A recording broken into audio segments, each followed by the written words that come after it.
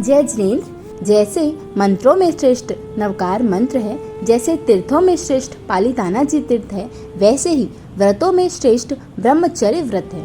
आज हम ब्रह्मचर्य की सबसे उत्कृष्ट कथा के बारे में जानेंगे। आज हम विजय सेठ और विजय सेठानी के जीवन के बारे में जानेंगे। कच्छ देश में अरहददास नामक श्रेष्ठी रहते थे। उनकी पत्नी का नाम अरहददासी था। उनके पुत्र का नाम विजय था। वो गुरु भगवंतों के पास जाता था।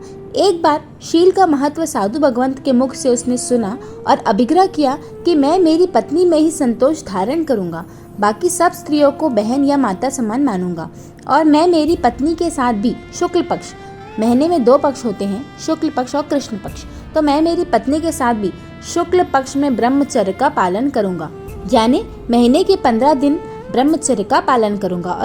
अब नियति का खेल देखिए। उसी नगर में धनवाह नामक श्रेष्ठी रहते थे। उनकी पत्नी का नाम धनश्री था और उनकी पुत्री का नाम विजया। विजय का विवाह विजया के साथ हो गया। विवाह की प्रथम रात्रि में जब दोनों मिले, तब विजय सेठ ने विजय सेठानी को अपने व्रत के बारे में बताते हुए कहा कि मैंने शुक्ल पक्ष में तीनों प्रकार से मन, वचन और काया से शील पालन करने का व्रत ग्रहण किया है।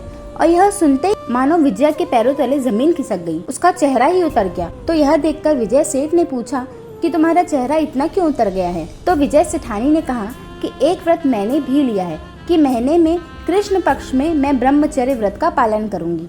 तो देखिए, एक ने महीने के शुरू के 15 दिन का व्रत लिया है और दूसरे ने महीने के आखिरी के 15 दिन का व्रत लिया है। यह सुनते ही विजय सेठ कुछ बोले उसके पहले ही विजय सेठानी ने कहा कि हे नाथ, आप वंश आगे बढ़ाने के लिए दूसरा विवाह कर लीजिए।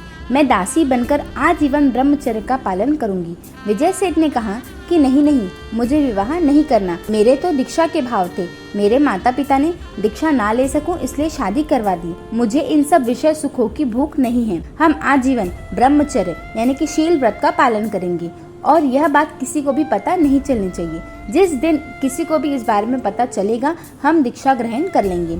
दोनों ने ऐसा ब्रह्मचर्य का पालन किया कि कभी एकांत में मिलने पर भी दोनों के मन में वासना के भाव नहीं आए। शुद्ध ब्रह्मचर्य का पालन करते हुए समय बीतता गया और एक समय आया जब माता पिता को भी इनके व्रत के बारे में पता चल गया। माता पिता ने भी दीक्षा की आज्ञा दे दी और दोनों ने साथ में दीक्षा लेकर शुद्ध संयम का पालन कर उसी भाव में शाश्वत सुख, मोक्ष सुख को प्राप्त किया। विजय सेठ और विजय सेठानी के जीवन से हमें बहुत कुछ सीखने को मिलता है। आज डाइवोर्स, एक्स्ट्रा मैरिटल अफेयर्स कितने बढ़ गए हैं। आज कहीं भी कुछ भी कम ज्यादा हो, बहुत इजीली एक दूसरे को छोड़ने को तैयार हो जाते हैं। छोटी छोटी बात में आज एक दूसरे का साथ छोड़ देते हैं। और वहीं इनके जीवन को देखिए, एक दूसरे के इतने बड़े व्रत के बारे में पता चलने के बाद भी उनके मन में कोई गलत विचार नहीं आया। जो मिला वो उसमें खुश थे, क्योंकि उनका प्रेम शारीरिक प्रेम नहीं, आत्मिक प्रेम था, सच्चा प्रेम था।